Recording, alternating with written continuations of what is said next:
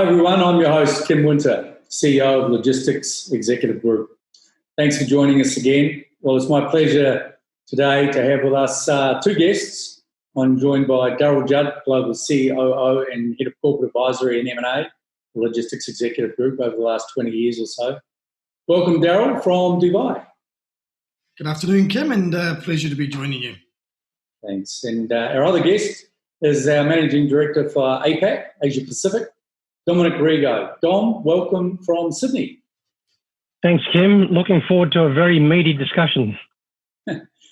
So, gentlemen, the topic today is corporate advisory and specifically around mergers and acquisitions across the supply chain and logistics spectrum. An area that each of you have both had about 20 years plus experience in, so I'm expecting some genuine insights and some healthy discussion and debate today. Perhaps I'll start with you, Dom. Dom, you've had a fairly extensive experience across the APAC region primarily, and I just wanted to get a bit of a feel from you to kick us off today around what you're seeing as the key drivers of the M&A deal environment currently. Yeah, thanks, Kim. Look, from my perspective, I've been fortunate enough to be on both sides of the fence when it comes to M&A, having been on the buying side, closing close to 12 M&A deals in any 1 year, as well as on the other side, helping companies get the right due diligence in looking at any M&As going forward as well. And from my perspective, one of the key things that I've seen, especially with deals where borders have been closed, is all about the basic logistics and the fundamentals of that. And what I mean by that is all about when a buyer and a seller has a reflection on making an accurate valuation on future earnings, and having borders closed and being able to not have the freedom to be able to make those accurate valuations. That's certainly been the biggest impact that I've seen through all this COVID impact through the border closures itself. So it's all about coming down to making accurate valuations on future earnings. And when certain borders are closed and not being able to be hands-on when it comes to that, that's what I've seen as the biggest impact throughout.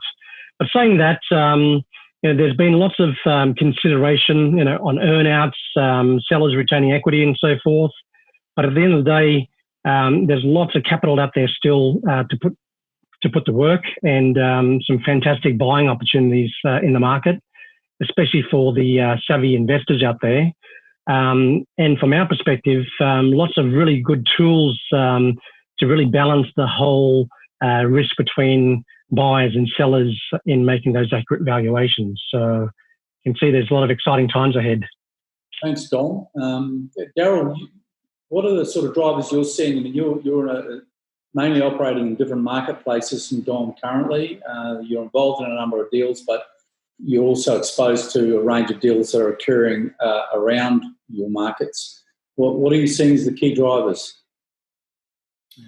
Well, thanks, Kim, and interesting points that Dominic makes. And I guess the general themes around M&A at this time are probably consistent, irrespective of whether we're in a sort of emerging market or developing or more advanced markets like those that Dominic said in. I tend to agree with Dominic that risk is a big consideration for organisations, particularly those that were mid-transaction phase prior to COVID-19, and being able to adopt tools to be able to manage you through that has been a critical thing that we are seeing in those transactions. That said, I think one of the interesting things to come out of the last global financial crisis, and I think we'll see come out of this one, is the freight and logistics sectors coming out of the last year went through a period of consolidation. In other words, we had a lot of bigger companies looking to grow their footprints beyond their shores and use the acquisition route as the fastest channel to do that. And to a large degree, we're seeing similar trends, although it's still very early in our emergence from COVID. What we are seeing, and certainly what we're fielding in terms of inquiries, is during COVID-19, there was a shake-up of capability, and our consumer demand changed, our behaviours changed. A gravitation towards online, e-commerce capability, last mile, surge in last mile volumes. And so, there's certainly been some interest in from companies looking at twofold. One, where do I grow next? How do I grow? And more importantly, how do I look at either two areas? One, the areas that the crisis uncovered inside my business. How do I fix those vulnerabilities through acquisition? In other words, repairing that through capability building.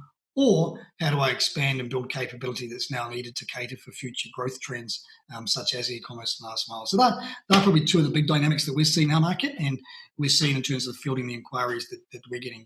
So if I hear you right, then there's a considerable amount of activity going on still. Is there a bit of feedback from both of you just in terms of volume of deals going on across the supply chain and logistics spaces? I mean, we'll talk, I think, further into the discussion about some of the sectors that have been heavy in consolidation and activity around mergers in particular, and quite a few acquisitions as well. What are we seeing in regards to the impacts of the fact that a lot of people involved in these processes are remote? So M&A traditionally has been teams going on site, going across different countries onto the client site, getting into the data rooms and what have you. Has that remote factor really been an effect on deals being done? Has it improved deals or diminished the chances of deals being done? Dom, from your point of view? Yeah, look. I can give you a full Asia Pacific view, and from quite a large region, the deals that we're seeing is more deals that have been delayed in somewhat in terms of making those accurate valuations. So some delays there, but certainly no spikes in terminations of deals at all. So that's a very interesting fact there. The delayed deals is really around the logistics, as you mentioned.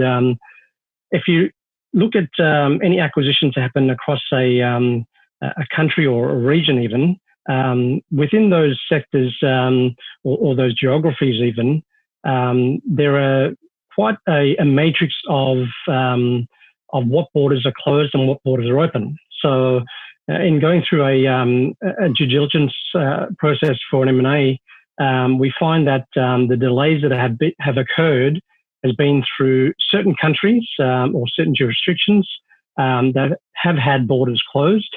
But then again, how we work through that is utilizing third-party networks. So because we've got teams in all the key countries across the region itself, our clients have turned to us for our help to help bridge the gap when it comes to those border closings, and using an interim medium like logistics executive to really penetrate some of those markets to really uncover what's actually happening on the ground in some of these areas that have been closed. So some delays, but certainly no terminations from that perspective.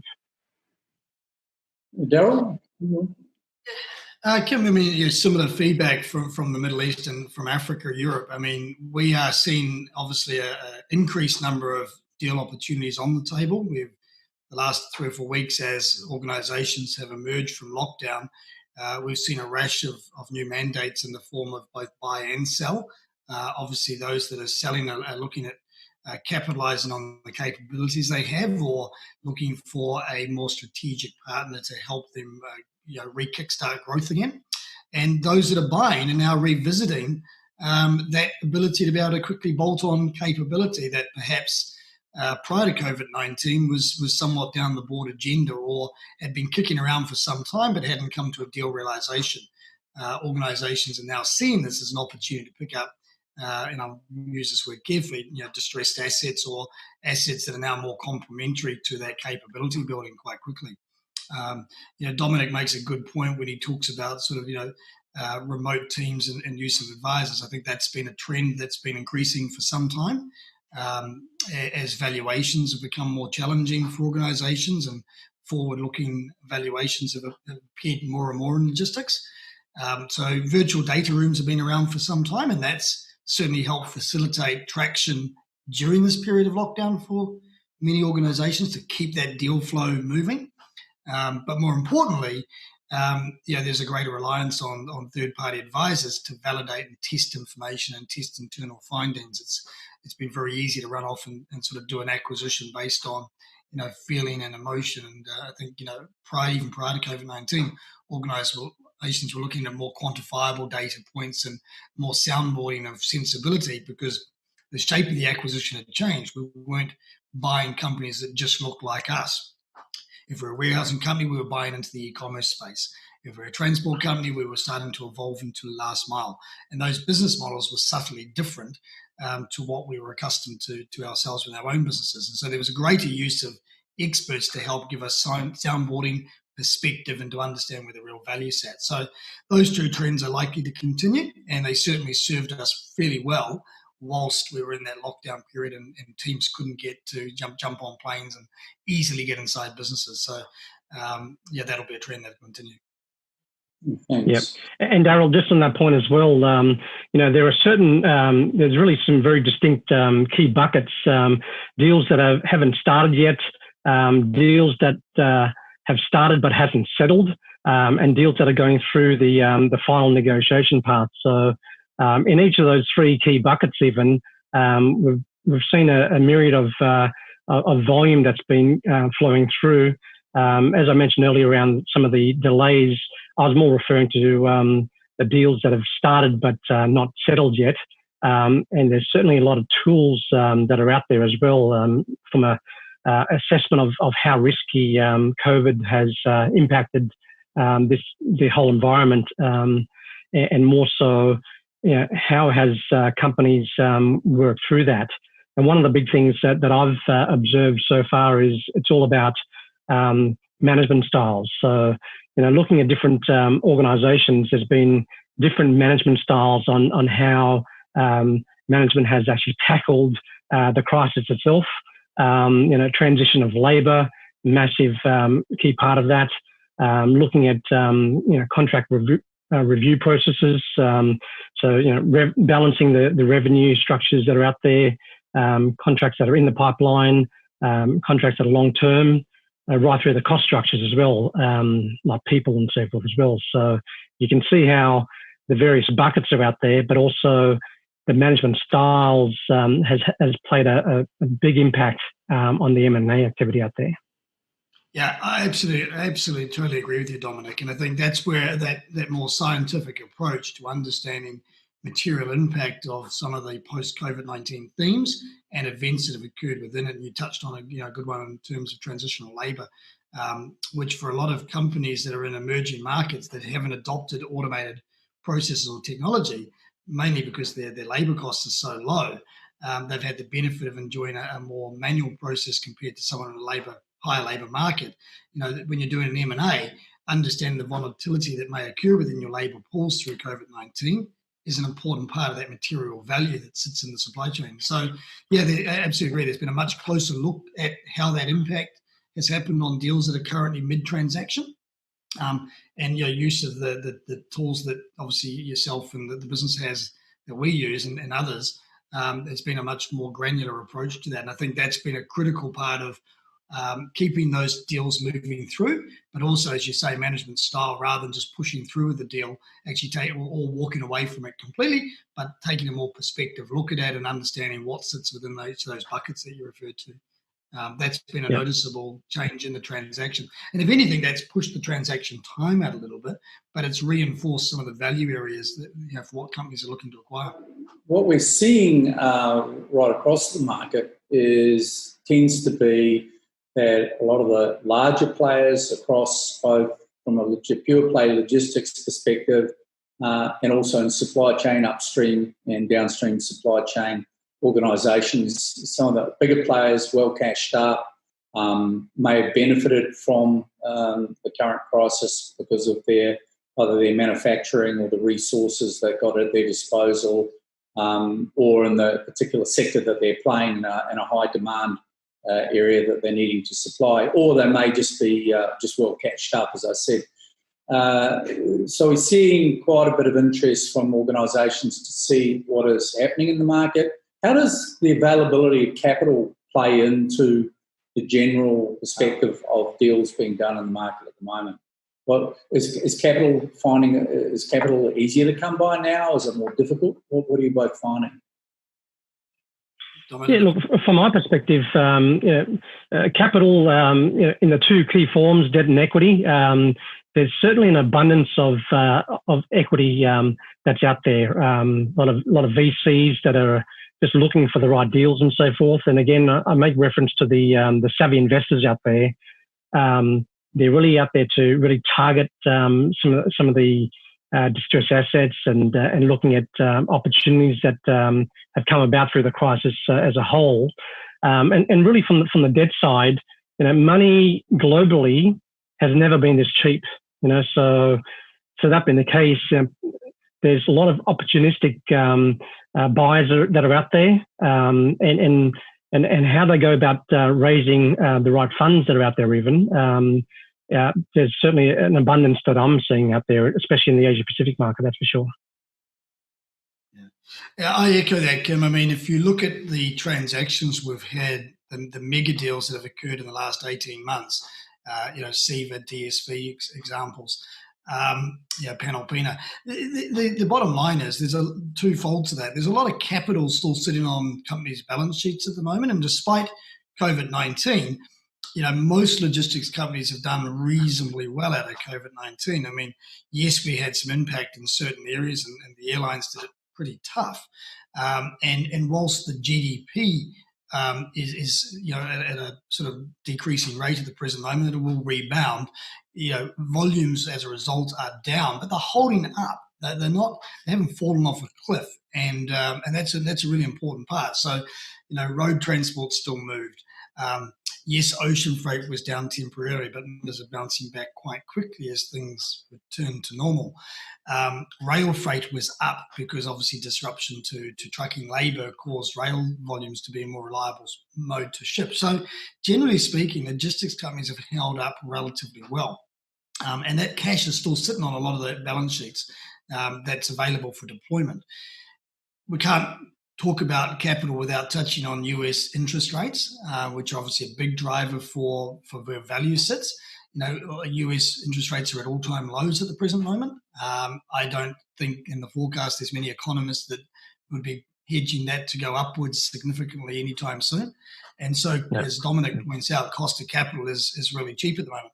So when you have that environment and you have a lot of money swelling around on balance sheets or ability to leverage your balance sheet, then it makes total sense that you want to use that to your best advantage rather than have it tied up there, because if you leave it tied up there, it's eventually going to find its way back to shareholders in the form of a return of capital, and that's not too desirable for growth plans.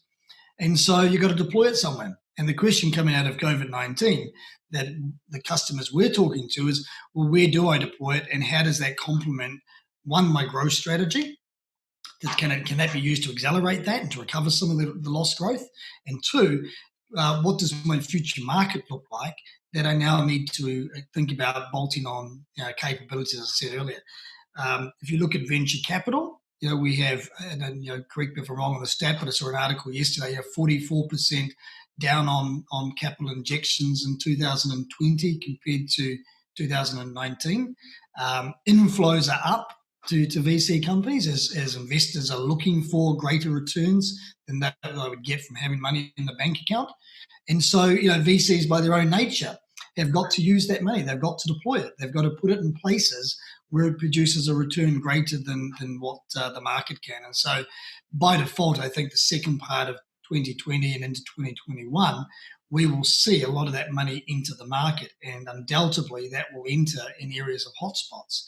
Digital transformation, manufacturing transformation, logistics, e-commerce, last mile, all of those growth sectors that sort of did reasonably well under COVID-19, notwithstanding healthcare and pharmaceutical. So I think Dominic makes a very good point. Cost of capital has never been cheaper, and it will be deployed. Yeah, and I think just on that point, Darryl, I can see a lot more consideration being put on earnouts. Sellers retaining equity. If I cast our minds back to the GFC, even the leaderboard changed 4 times within 1 quarter, and it's all about which companies are too far leveraged and which companies are not. And as a result of that, seeing where the opportunities are, and as a result of all this, we're going to see a lot more impact on consumer behaviour that's impacted M&A deals. If I look at 2 traditional M&A categories, even the like-for-like acquisitions where you're purchasing a direct competitor to get more synergy or unlocking synergies and so forth, that's been predominantly the lion's share of all the M&A activity pre 2019 even. We're going to see a lot more M&A activity in the category or channel expansion. So, buying of new category or channels out there.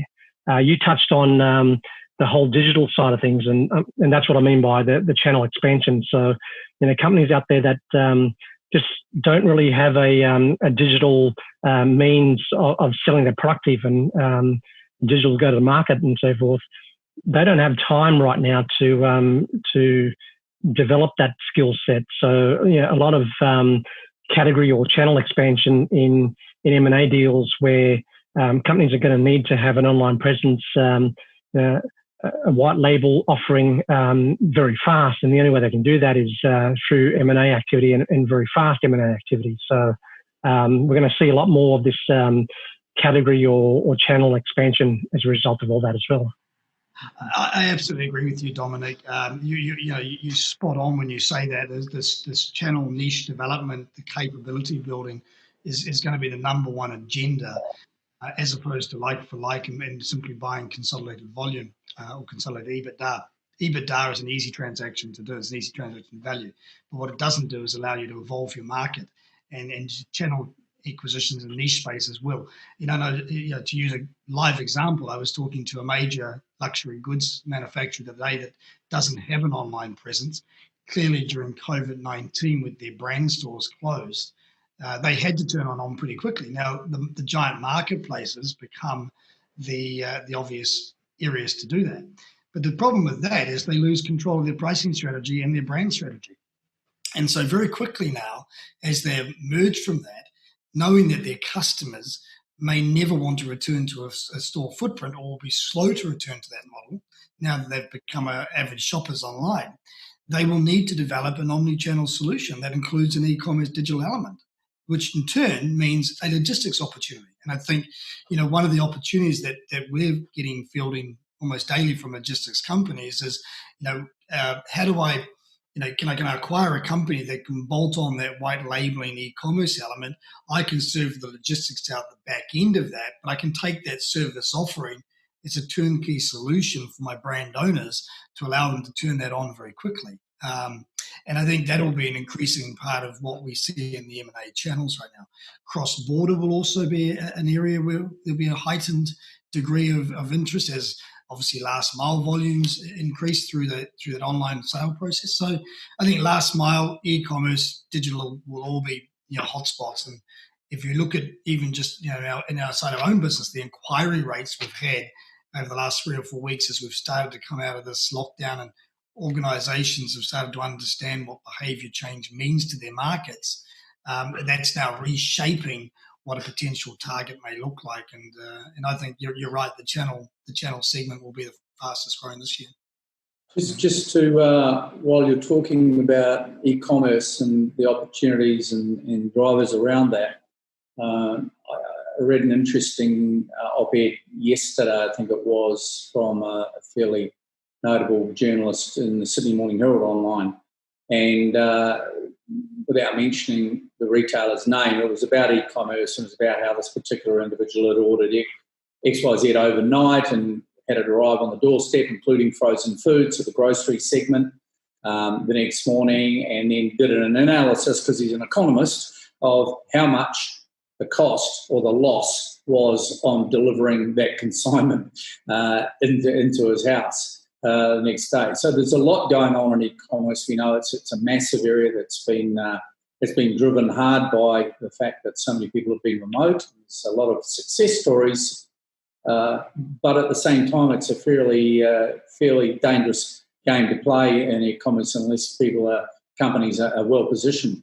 What is your sense in regards to deals that are being done around M&A that is being done, or investments around the e-commerce space? Can you reflect on any experiences that you're seeing taking place there, good, bad, or ugly?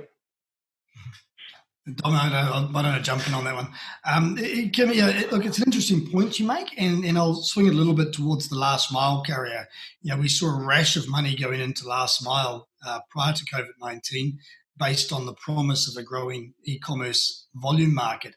I guess what COVID-19 did for us is it solidified that volume, and more importantly, it solidified the behavior that actually I'm quite comfortable ordering my groceries online or getting my my order from H&M shipped to me direct out of the UK, and so that volume and that behaviour change will now underpin another leap forward in e-commerce traffic, which will ultimately drive greater returns in last mile, which is a segment that has traditionally struggled because it's been last mile is not a cheap segment to operate in by any means. You need some form of asset to do it, or you need a wide distribution network to do it. It's not always as profitable unless you have volume being the key there. Secondly, the tech play, the technology that wraps that together to be able to operate a virtual carrier management type arrangement where you may not necessarily have all the assets in one place, but you're leveraging the assets of others in order to drive that volume to, has always been an evolution that the industry has now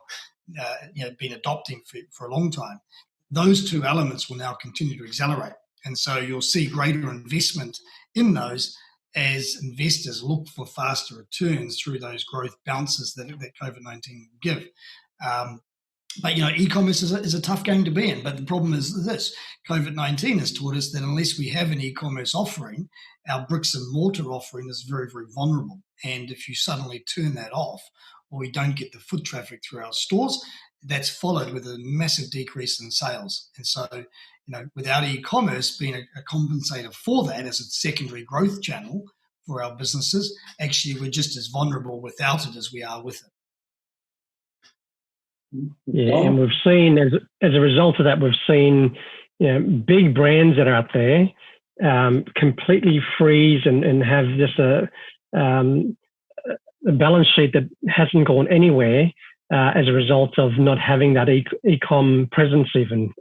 So huge impact on the business performance and grinding halt revenues even as a result of companies that just didn't have that e-commerce presence at all, really. So that's a classic example there of why that divestments that are needed for these organisations more and more throughout the business as a whole, even. Yeah, that direct-to-consumer option is now a necessity for a business. Previously, it was a sales channel that organisations were sort of building towards or developing or adopting, but now it's become a necessity. And I think the second part of that sentence sits around this word digital transformation. Even in a retail sense, if I use retail as an example, social distancing, store limits will all affect cardless payment methods, frictionless engagement, all will affect how we engage with our shoppers. And increasingly, that direct-to-consumer option will help us underpin any decrease or vulnerability we have in that part of the business, and therefore becomes a necessity.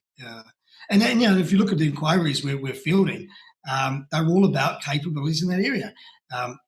Small to medium-sized warehousing companies that have pallet spaces in the available markets I can put my forward inventory into. Digital solutions or logistics companies that offer a disruptive technology that allow me to connect to a direct consumer rather than through a third party. The ability to be able to use technology to migrate my inventory around multiple inventory points to give flexibility to how I serve that direct consumer option. rail assets that substitute me a channel through road where I'm vulnerable to labour and time. Those sorts of things are becoming, the increasing desires or wish list from potential acquirers. And that, if you look at all the inquiries we've taken over the last 3 or 4 weeks, guys, that's what we're seeing, right? And so, there's a definite theme evolving there, and they all sit around growth and capability, underpinned by what COVID-19 has helped us accelerate, changing behaviours, even in the cold chain space. The whole pivot towards food security, domestic food production to lessen our reliance on import foods. All of those things are driving greater interest in cold chain assets, particularly here in the Middle East and in markets like Africa, where those supply channels are still reasonably immature or relatively underserved by consideration to the investment being made on the production side. And I think those will be continuing agendas as we sort of get into the coming months and into 2021. Yeah, which is quite ironic actually, because if you were to wind back the clock just only 6 months ago, pre-19 even, the whole e-commerce space, surplus and fully saturated market, and the abundance of e-marketplaces that are out there. It was just a dying industry even. But now with this whole crisis that we're going through with COVID, even each of those e-commerce marketplaces and the e-commerce presence and capability has been more valuable now than it's ever been, which has been quite an amazing transition. And moving back into the M&A space on that, opportunistic M&A, hotspots, and having skilled acquirers out there with strong balance sheets, or even buoyant stock price, even with sufficient credit facilities. They've gone out there and had an opportunity to really pick their own dance partners, even because it's been a very promising growth through these technologies and these solutions that are out there in sectors that really are out there to gain first mover advantage even. So that's the rapid and stark contrast that we've seen out there just in the last 6 months even.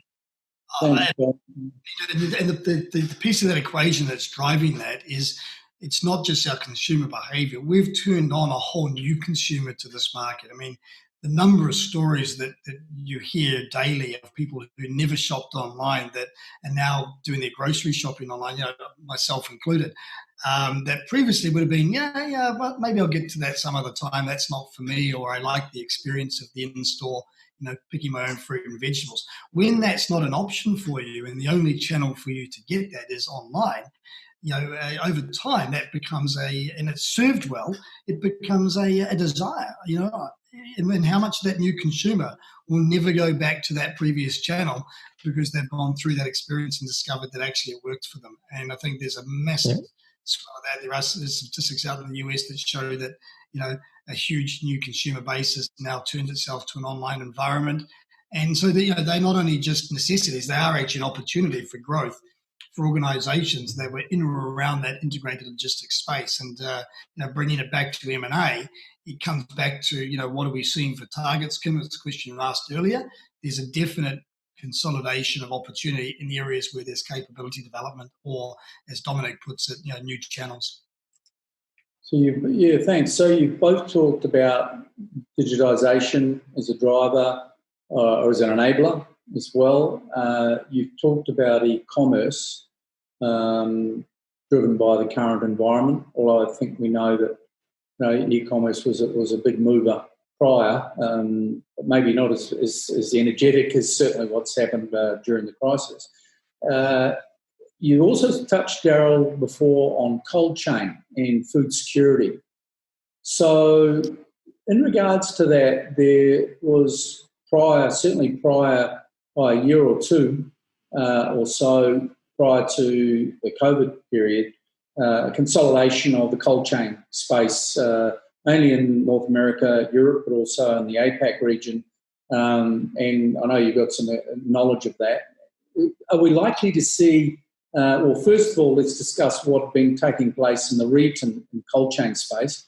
And then can we talk a little bit about any areas or segments or sectors of the market that you see that are currently more susceptible to consolidation than others? Yeah.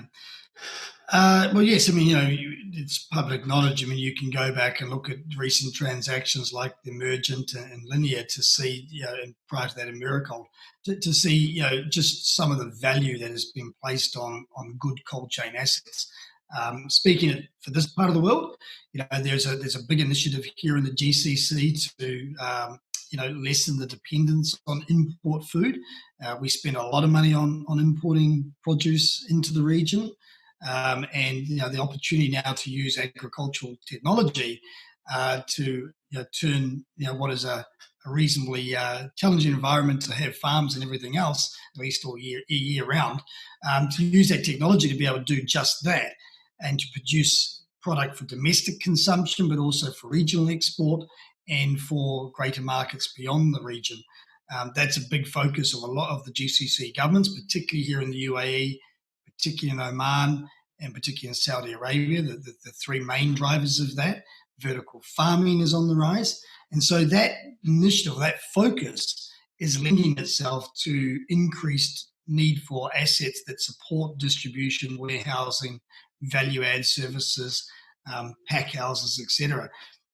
And so that's part of a strategy across the region to diversify away from its traditional GDP sectors, oil and gas mainly, and diversification. But it's also a little bit around taking a gap in the market and saying, well, how can we play a role in solving the world's food problem?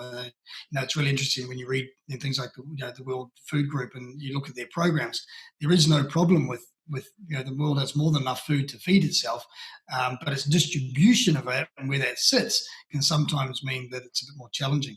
In Australia, it was really interesting listening to Michael Byrne on your podcast the other day, Kim, when he talked about Australia's strategy around keeping its export volumes and export channels alive. Australia produces 73 million meal potentials every year for a market of 26 million. And so its export capability in that area is enormous. Now, when you put that into context, what does that require? It requires cold chain assets, it requires connected networks, it requires export capability in the form of air freight and sea freight. And I think what we're seeing here in this region is a maturing of those supply lines as those new tech agricultural projects come to life. And I think that's a big focus here. We're seeing a lot of investment in it, and I think we'll see a lot of logistics companies, and we already are making, taking a closer look at the region and just, looking at what opportunities that presents them in terms of acquiring assets in there or building assets in there. As we know, cold chain assets are a reasonably attractive asset from an operating perspective and also from a property play perspective. Thanks, Darryl. Dom, any thoughts from your side in relation to any areas of consolidation that you're seeing taking place, or any sweet spots that may be opportunistic for investors? Yeah, look, I'd touch on again this whole cold chain angle. Certainly, companies that are out there to increase their footprint. Say, Darryl, you speak about the property play there. In a lot of the supply chain elements, the EBITDAs that are out there, they're all sub 5% even. You introduce a property play into the mix, and that's when things get really interesting. That's when you're starting to see upwards on the 10 to 20 type percent even that are out there in terms of return even. So, certainly having a footprint and having the right sort of property-based outcome in any supply chain environment is really a good risk balancing and mitigation side altogether. And that's where I'm seeing a lot of the activity right now, above and beyond all the stuff we've spoken about already in terms of the digital transformations and so forth that are out there. Yeah. The same, Dominic. We've seen a lot of interest in Africa as a next market spot, and part of that was always about developing Africa for an outbound market, particularly for food, for minerals, resources. But now we're seeing increasingly organisations talking to us about establishing warehousing footprints in there for forward inventory for what is essentially going to become a large, consumer marketplace as Africa matures. And We're seeing that all over Africa at the present moment. So, Africa's a hot spot, and there's a lot of interest in that. GCC land transport, cross-border land transport's a hot spot, particularly between Saudi and the UAE. And as the transporters mature and become more sophisticated, and there's more compliance and safety focus on those industries, then that's also driving yields. And so that becomes attractive to the more mature transport operators to enter this market or to consolidate assets. Last mile is of interest. Once again, Africa is a last mile point of entry for many of the e-commerce markets. You see Juma the other day just raised $10 billion to commercialize its last mile delivery network across Africa. Previously, that last mile network only served Juma marketplace traffic. Now they'll open that up as a pure logistics trade for other companies requiring a logistics solution in Africa. And so that's going to be a massive play, because now you'll have, eventually what will be one of the early movers in creating a connected last mile network across Africa. And Juma, of course, is the largest marketplace in Africa today. And $10 billion buys a lot of footprint. Digital logistics, and we touched on that, but that's a hotspot. So anything that's connected in that digital space that allows us to run connected networks or to build our channels out, to control the customer data, to be able to reshop and to represent through those data points, additional catalogs, price point sensitivity catalogs, all those sort of elements drive volume into our supply chains. And so, that's a hot spot. And then lastly, building the connected networks, the ability to be able to get into a more integrated solution across all your channels is another hotspot where, you may be a multimodal provider in sort of sea or air or ocean or whatever it may be, but having that connected ground footprint, the value-added services, the customs compliance areas are all going to be parts of what is, the future trend as we get into 2021. And that's reflective of the inquiries we're seeing today.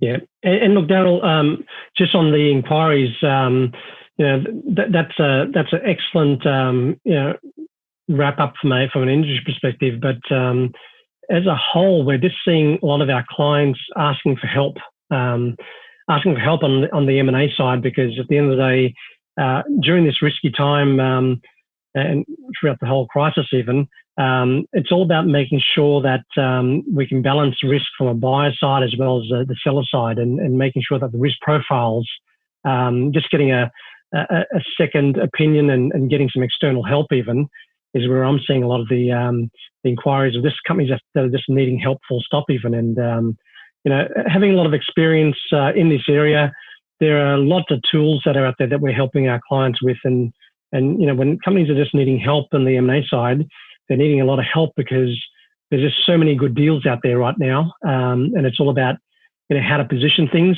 from a buyer side, and even from a seller side even, taking advantage of these, this situation we're in right now, getting help on, really dressing up the organization, making sure there's a very solid, punchy story that comes along with being able to package the client's IMs and the company informations that are out there, and making sure it's positioned to the very savvy buyers that are out there. So we've seen a lot of buyers and sellers that are just needing a lot more help right now, getting some industry experts like ourselves to really just help them through all this. And along with all this comes with a whole lot of tools as well. There are a lot of ways to balance that risk from a buyer side as well as a seller side.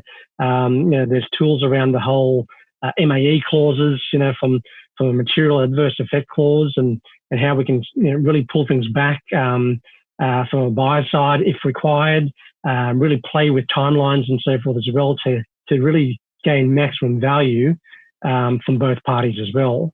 And that being the case, the help that companies that are asking for is really around helping with balancing risk, helping with making sure that the right customer pipelines in play, that's been dressed up well. I referred to earlier around the whole people side and that management style around people of labour transitions and so forth, and really the language of being able to access information So, a lot of our clients find it quite hard in this situation right now to really balance risk and get access to certain information even. And they're the sort of inquiries and that's sort of the help that we've seen really a large influx on. And it's really just a great thing to be able to help all these companies through this transition and through this crisis that we're going through right now. From lockbox structures, the technology side, insurances and so forth, and really the whole interim operating environments even, being able to talk to the sellers to get information and really balance that whole tools that are out there to make things a lot more streamlined from our clients itself. It's a good position to be in right now, that's for sure. Thanks, Dom. Darryl, what I wanted to get from you was a quick wrap-up, actually, from both of you.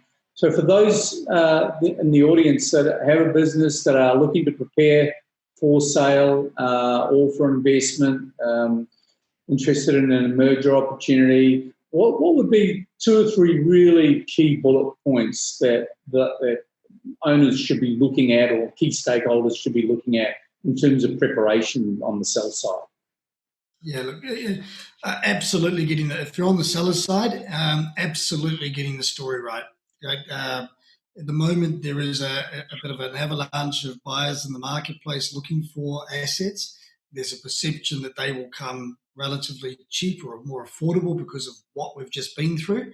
For sellers, there's a lot of strategic value in what they have and what they've developed, and that's partially why they're of interest to buyers. So getting that story right, spending time on your strategy, spending time, as Dominic mentioned earlier, getting your contractual relationships watertight through this period that adds some plain value, understanding where your technology fits in that storyboard and how that can plug into a potential buyer to give them that next leap of value. And then once again, and I don't mean this to sort of push logistics executive by any means, but using industry experts to help you shape that message and to connect to it. We tend to forget that in this particular space in logistics and supply chain, most transactions are still principal to principal driven, quietly out the back end of them. And the first time you know that there was a transaction to occur is when all of a sudden there's a press release that announced the sale. Now, those transactions normally come about because there's parties in the middle that are either discreetly managing that principal to principal relationship or bringing that party to life. And I think, now's the time to engage your wider circle of advisors, talk to them about your strategy, understand what that strategy requirement needs in terms of filling that gap. So don't go out blindly, go out strategically, using the network of advisors to bring you those targets, to go through that shortlisting process, to accelerate the deals that may not be in market, but it may be of interest and be the perfect fit. Use the advisors to engage that confidentially so you don't have a number of bees around the honeypot wanting to take a piece of it, and move it through nice and quietly. Make sure it's aligned to your strategy. So key takeaways is, principal to principal deals, use your advisors to connect to those networks, understand where the value sits in the transaction relative to your strategy, and use your advisors to help shape that strategy. Mm-hmm. Dom, anything to add from your side? Yeah, look, while we're on the topic of from the seller side, from my perspective, packaging value is an art. It's an art that generally a lot of sellers don't have, and being able to package value whereby you're extracting all the value within your organization and packaging it in a way that it's easy to tell a story to a potential buyer even, is really the main focus for any seller today, that's for sure. And look, in saying all that as well, making sure your ducks are all lined up as well. I speak about customers, making sure that the pipelines are all in play there, making sure that working capital can be employed in the best way possible, looking at short-term contracts as well as medium long-term contracts as well, being able to highlight what that is to potential buyers out there, making sure that the people within the organisation are well informed.